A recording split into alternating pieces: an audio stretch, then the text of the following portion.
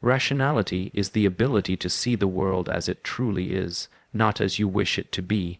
Most people live in a fog of emotions, biases, and assumptions. They confuse their desires with reality, and because of that, their decisions are flawed from the start. Rationality is not about being cold, robotic, or devoid of emotion. It is about clarity.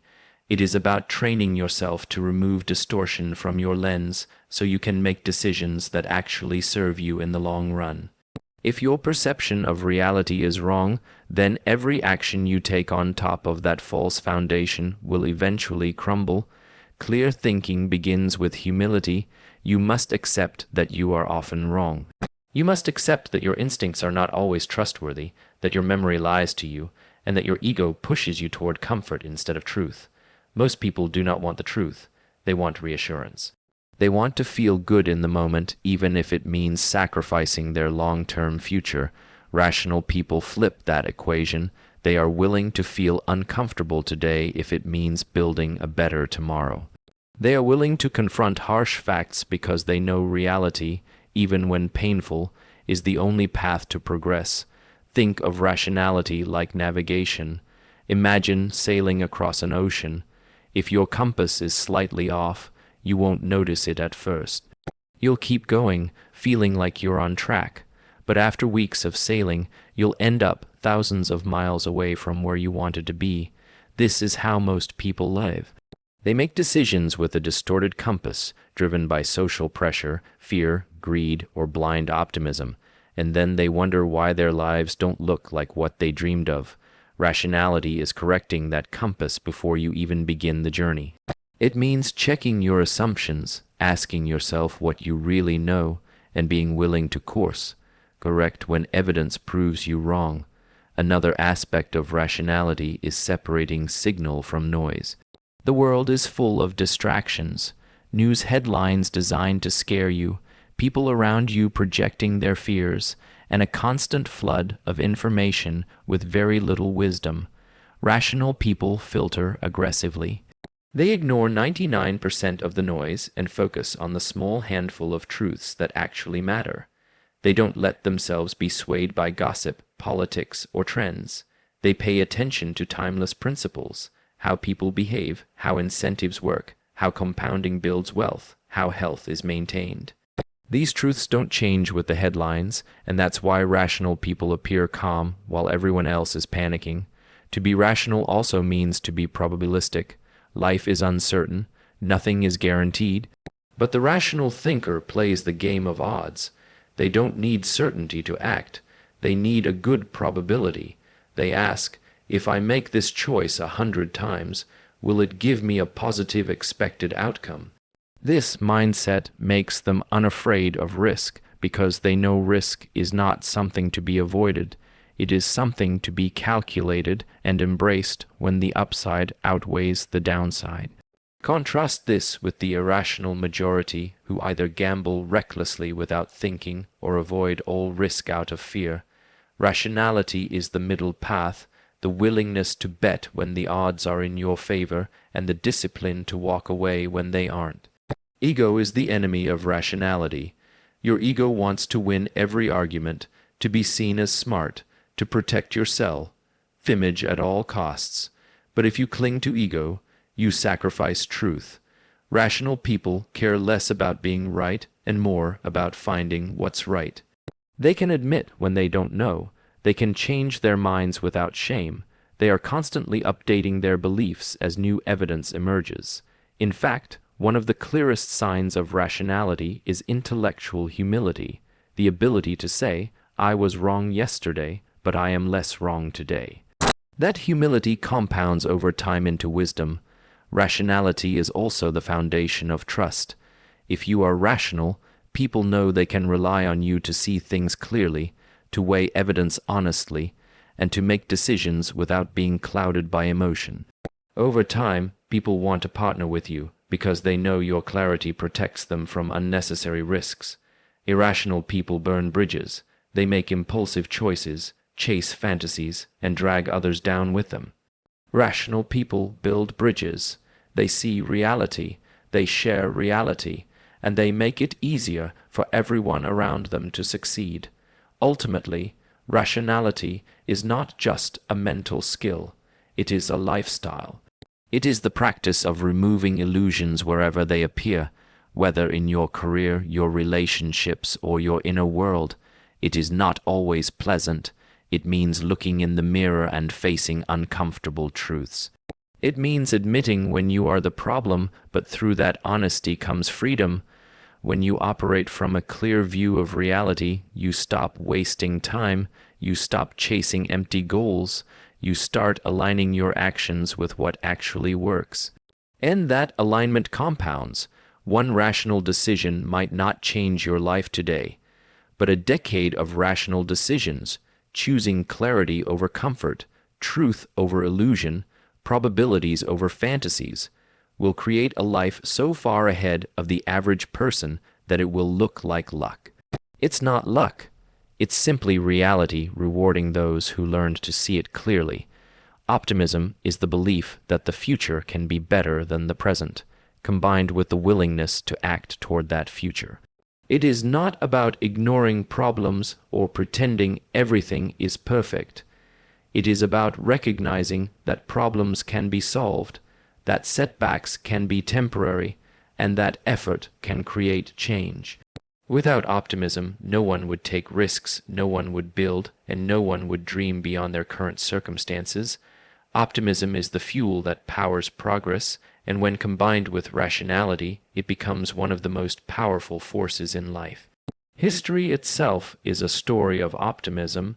Every great breakthrough, from electricity to the internet, from vaccines to space exploration, was driven by people who believed in a possibility that did not yet exist.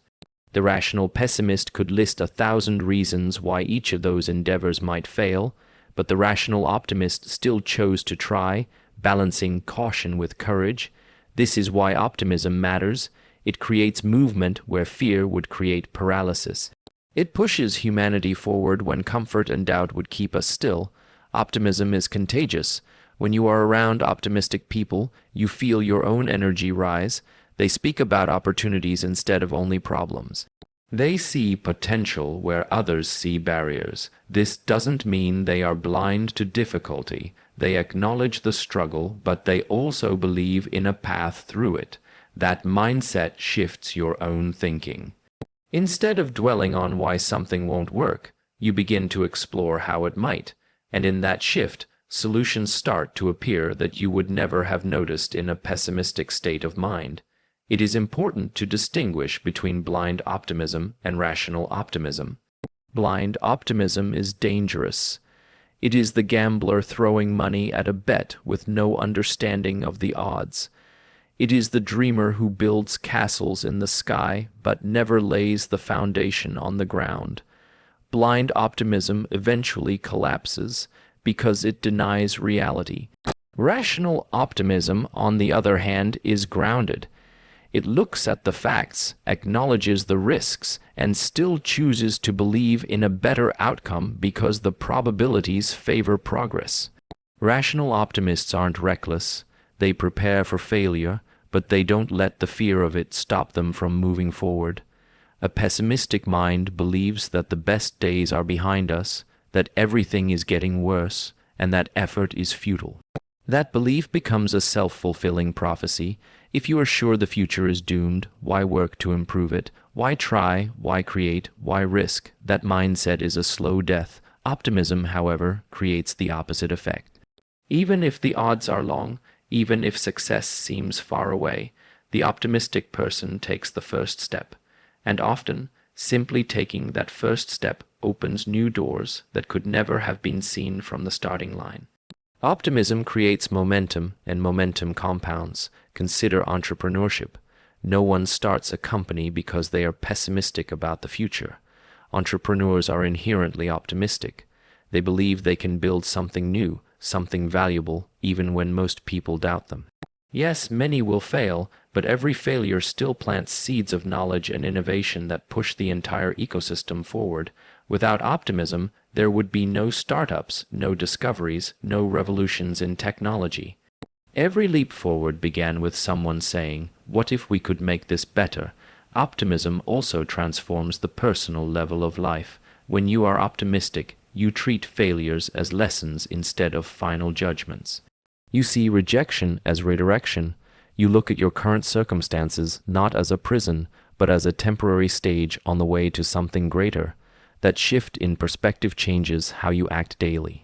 Instead of shrinking back, you take small bets, you learn new skills, you reach out to people, you try again.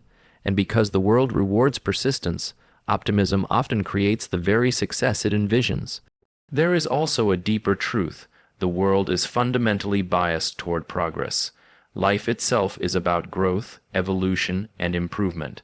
Every generation has faced challenges that seemed insurmountable: wars, plagues, crises, and yet humanity continues to survive, adapt, and advance.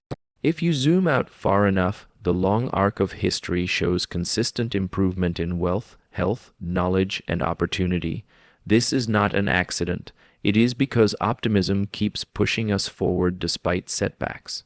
The rational optimist aligns with this natural current, trusting that while the path is uneven, the overall trajectory is upward. Another overlooked benefit of optimism is emotional energy. When you are pessimistic, you drain yourself before you even begin. Fear, worry, and cynicism are heavy weights that keep you stuck. Optimism, on the other hand, energizes you. It gives you resilience. It allows you to wake up in the morning with the sense that today might bring something worth chasing. That emotional state is not trivial. It is everything. It is the difference between giving up at the first sign of resistance and persisting long enough for compounding effort to work its magic. Of course, optimism requires courage. It is easy to be cynical, to shrug and say that nothing will work, because then you never risk being wrong. Cynicism is cheap protection for the ego, but optimism asks you to risk failure. It asks you to bet on a future that others might laugh at. It asks you to put your reputation, your time, and your energy into something uncertain. That courage is what separates the builders from the bystanders. Ultimately, optimism is the lens that makes progress possible. When paired with rational thinking, it becomes a superpower. It pushes you to act even when the outcome is uncertain. It keeps you learning, growing, and adapting. It allows you to inspire others and create an upward spiral of belief and action. And over time, that belief turns into reality. The future does not belong to the pessimist who explains why things will fail. It belongs to the optimist who dares to build something better. The environment you place yourself in shapes your future more than almost any other decision. Human beings are not isolated creatures of pure willpower. We are deeply influenced by the people we spend time with, the conversations we hear, the standards we adopt, and the culture we live inside. You might think you are making independent choices, but in truth, most of your behaviors, habits, and even beliefs are borrowed from your environment. Over time, these influences compound. They slowly mold your character, your expectations, and your trajectory. This is why choosing your environment is one of the highest leverage decisions you will ever make. The compounding effect of environment is subtle at first. Spending time with someone who cuts corners doesn't immediately turn you dishonest.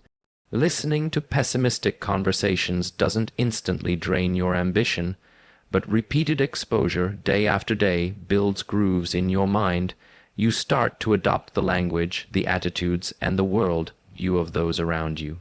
Just like water wears down stone, environment shapes you in ways you cannot resist. Years later, you may find yourself living a life that reflects not your conscious choices, but the accumulated influence of the company you kept. This is why successful people obsess over who they spend time with. They understand that willpower is fragile, but environment is powerful. If you want to be fit, it is easier to live among people who eat well and exercise than to fight daily temptation in an unhealthy culture. If you want to be wealthy, it is easier to partner with ambitious, ethical builders than to try pulling forward while surrounded by cynics and complainers. Environment reduces or increases friction. The right environment makes good habits natural. The wrong one makes bad habits inevitable. Imagine placing two identical seeds in different soils. One is planted in rich, nourishing earth with plenty of sunlight and water. The other is left in dry, rocky ground with little care. After years, no one would be surprised that the first seed has grown into a tall, healthy tree, while the second is stunted and weak. Yet when it comes to people, we often blame ourselves without examining the soil we were planted in. The truth is that most of your growth depends not on raw talent, but on whether your environment compounds your effort or wastes it. Environment also dictates your standards. Every group of people lives with invisible rules of what is acceptable, what is admirable, and what is possible. If you are surrounded by people who settle for mediocrity, mediocrity becomes normal. If you are surrounded by people who constantly push themselves, who value excellence, who think big, then you begin to internalize those standards as your own. You don't rise to the level of your ambition, you fall to the level of your environment. This is why choosing your circle is more important than any motivational speech or self-help hack. The people you live among set the ceiling for your growth. The compounding nature of environment reveals itself most clearly over long periods. A single bad influence may not ruin you today, but years of cynicism, gossip, or laziness will erode your character. Similarly, a single inspiring conversation may not change your life, but years of surrounding yourself with rational optimists will fundamentally rewire how you see the world. The effect is exponential. At first, it seems minor, then it becomes decisive. By the time you realize it, your environment has already compounded into your destiny. Technology has expanded the definition of environment. It is no longer just the people you meet in person. It is also the media you consume, the voices you listen to, the platforms you participate in. If you constantly scroll through outrage, your world, you will be shaped by outrage. If you feed your mind with wisdom, long-form conversations, and timeless ideas, you will find yourself thinking more clearly.